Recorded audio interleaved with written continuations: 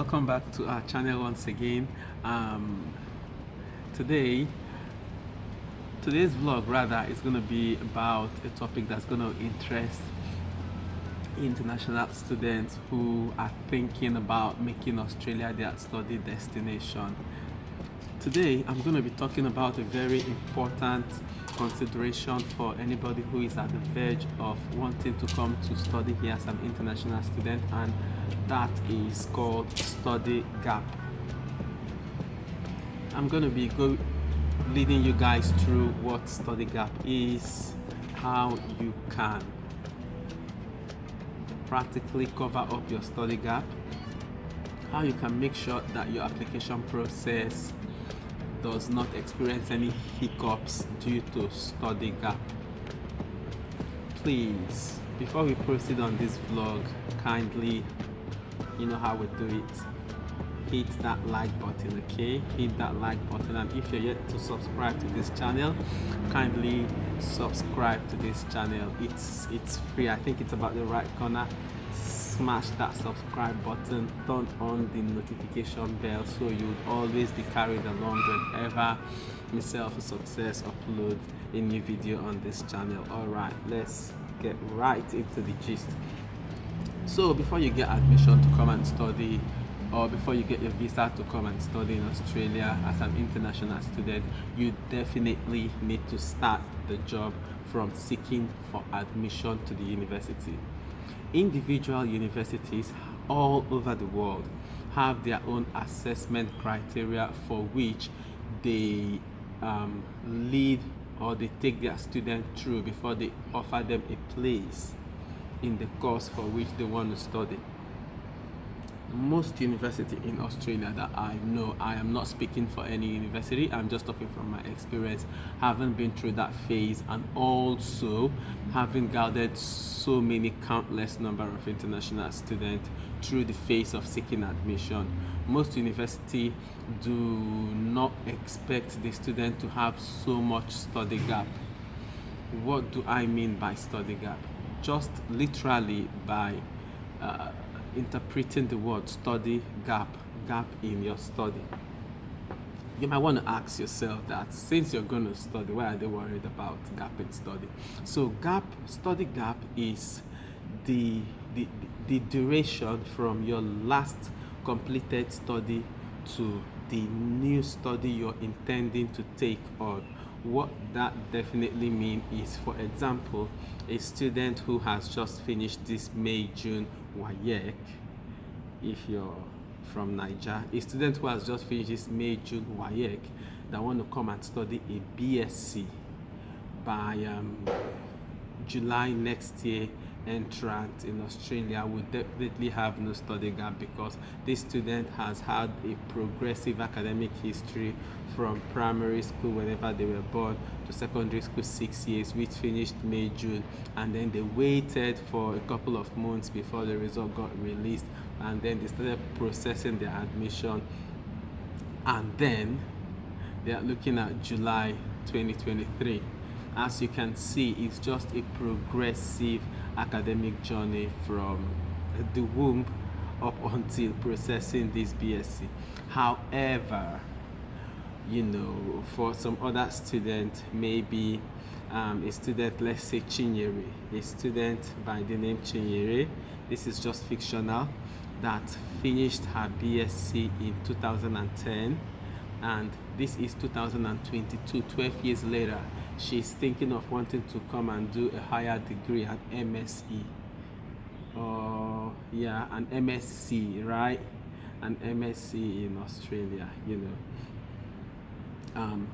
Chinyere happens to find herself in a situation where, when she graduated for her bachelor's in 2010, she has done nothing till 2022. So Chinyere has everything she has to get life going well for her. She's been living the baby girl lifestyle, you know, partying and being chill, and you know, she's not bothered to get a job. She's not taking on any certificate courses. She has not done any grad search. She's not done any of those good stuff you can use to no personal or no self professional development venture has been carried out by Chinyere. She has not professionally developed herself either by job, by volunteering, or by career, or by studies. None of those things. 12 years later, Chinyere want to go and she want to come and study and further her education. She might face some brick wall.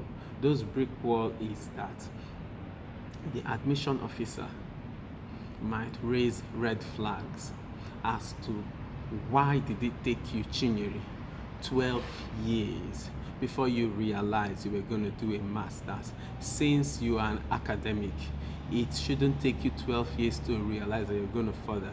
Can you please explain to me, Chinyere, this 12 years study gap?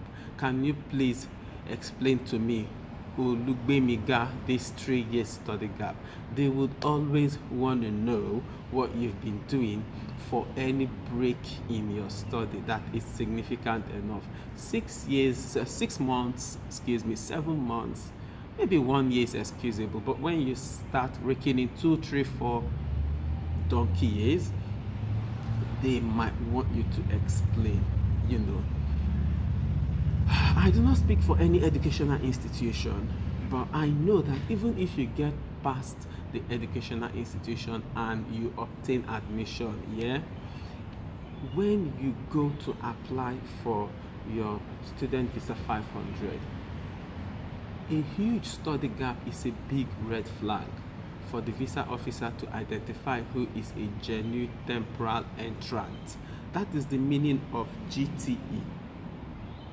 And GTE framework is a very significant framework you have to tick before you're granted your student visa. And I'm not saying that I've seen this in any website, but from my experience, a lot of persons that experience visa denial is usually linked to their GTE issues or one of those stuff. And study gap can really raise significant GTE problems. So you see why it is very, very important for you to try to eliminate any break in study. All right? Are you guys following me? If you've watched up until this moment, please come on, what are you waiting for? Don't you like my face? Would you prefer to see success here all the time? All right, give this video a thumbs up, massive thumbs up. If you have any question, drop your comment in the comment section. You want to connect with me personally, you can look us up on Instagram and all that stuff, okay? So how do you eliminate study gap? A very good and practical way to eliminate study gap is job,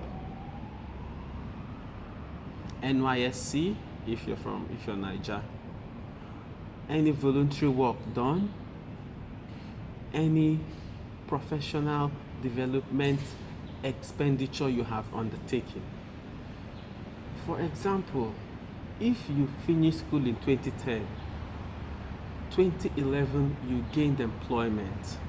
Between that 2011 to 2021, you've been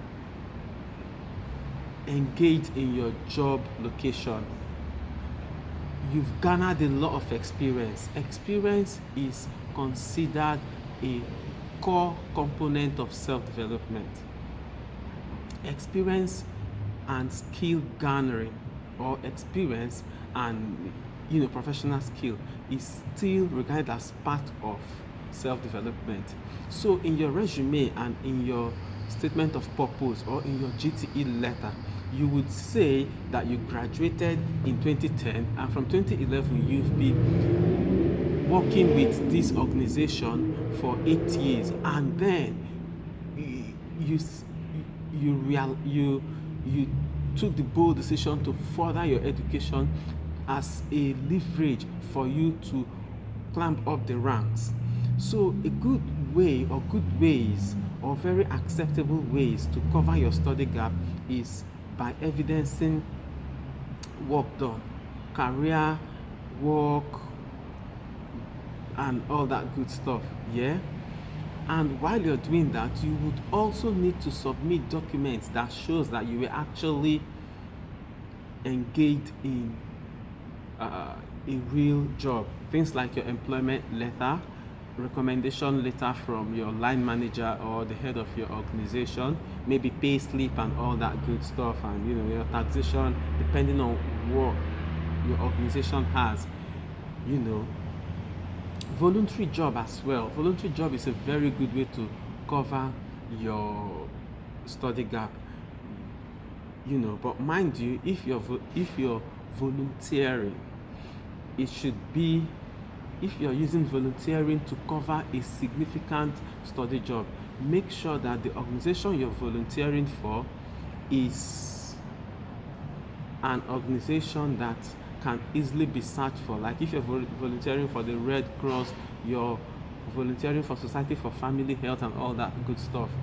Those are very, very credible organizations. Yeah. Lastly, if you have been involved in maybe a family business or all that stuff, just be able to prove that you have actually done this thing.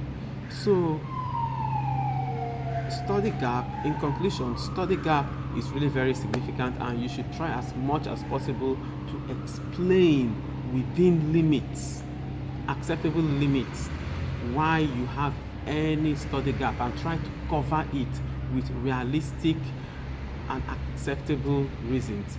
If you have worked thus far,